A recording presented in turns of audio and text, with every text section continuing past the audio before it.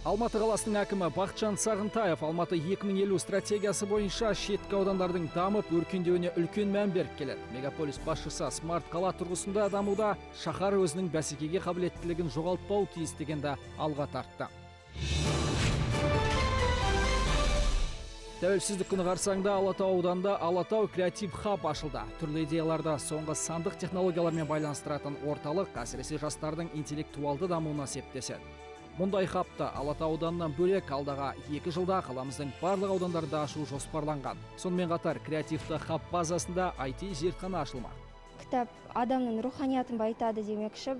Мұнда кітаптар өте көп екен, жаныма да жақын.